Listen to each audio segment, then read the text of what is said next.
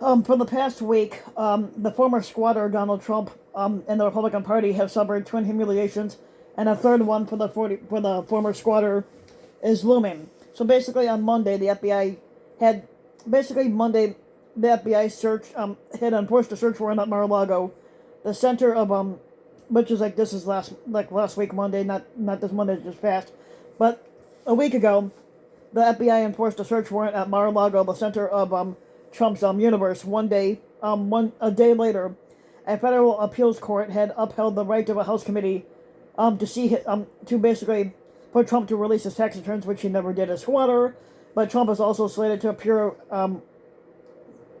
in the next, I don't know if it's this week or within the upcoming weeks, that Trump is slated to appear at a court-ordered deposition that was conducted by the New York Attorney General.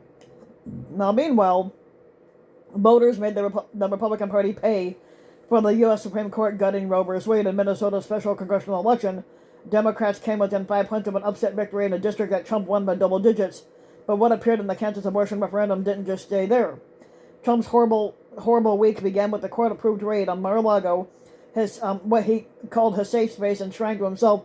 But breaking with history, the feds treated the ex-squatter with less dignity than members of the world's most exclusive club believe themselves entitled to. Now, suspicion that Trump withheld key government documents when he returned others to the National Archives 7 months ago appears to be at the center of the firestorm. During his final days as squatter, Trump's White House purportedly shipped 15 different boxes of records to Trump's Florida home that should have been routed to the National Archives. But then again, Trump has always had a problem with distinguishing between himself and the office. Significantly, the seizure follows a June visit to Mar-a-Lago by Jay Bratt, who's the chief of the counterintelligence and export control section at the Justice Department, and the whiff of Trump committing espionage hangs in the air. Trump's casual approach to record keeping is well documented. Photos of torn paper and his handwriting nestled at the bottom of commodes in D.C. and on the road recently graced the Axios news website, courtesy of the New York Times reporter Maggie Haberman. Hillary Clinton, you can break out the popcorn now.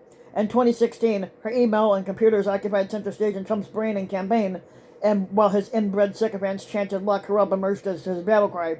Now, 6 years later, Kevin McCarthy, who's now the House, who was then the House Minority Leader, who's now he's the Minority Leader. Basically, he trashed Clinton's judgment and castigated her. He basically castigated her as a total disregard for protecting and handling a nation's highly classified secrets. He demanded an expeditious FBI investigation together with a thorough and transparent briefing. But not anymore. This time, McCarthy has put Merrick Garland on notice. The Attorney General will be the focal point of the Republican-driven congressional investigators come next year. And basically, he claims he's seen enough. McCarthy tweeted 20 months after he had blamed Trump's base for the invasion of the Capitol. Time and ambition can solve all wounds, but the Speaker's gavel probably awaits him in January. Now, for his part, the former guy has done nothing to tamp down on the ensuing uproar. Trump refuses to release a copy of the search warrant or an inventory of the removed records. Uncertainty is his ally. Now, we have seen this before. The ex-reality, the fake one anyway, show host basically stokes resentment even as he leads specific allegations.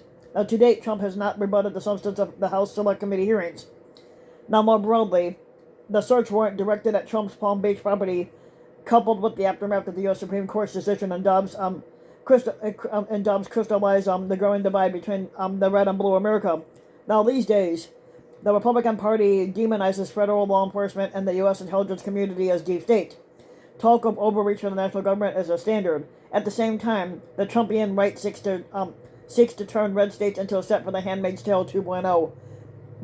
Like a 10-year-old rape victim in Ohio and her doctor in Indiana were hounded for ending the girl's pregnancy. Now the thing is, the girl was 10 years old.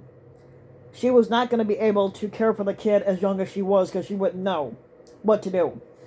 And in Nebraska, prosecutors had obtained a court order to scour Facebook for evidence that a 17-year-old woman had planned a drug-induced abortion.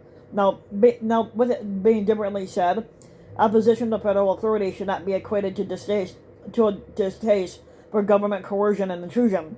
As long as the diktat doesn't emanate from the Potomac, the Republican Party is fine with the long arm of the state flexing its muscle. The Confederacy loved slavery and recession. It was fine if some were freer than others. Now Texas has the template for returning neighbors into informants. Apparently, Governor Greg Abbott yearns to emulate the East Germany and the Stasi. Now, lastly, in Minnesota's special congressional election, the Republican Party's Brad Finstad leads Democrat Jeff Ettinger by only 4 points, a 51-47 margin. Dave Wasserman, the maven of congressional elections, tweeted, "If Finstad's margin is 5 points or less, it would be a great result for Dems. Now, the run-up to the midterms will be a crib." The elections of 1860, which preceded the U.S. Civil War, comes to mind, and history is never going to be dead as long as people like to think it is.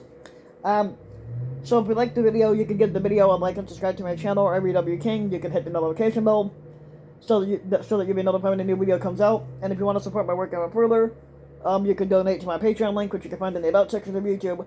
And for just as little as a few bucks a month, your donation can help go a long way, and thanks for listening.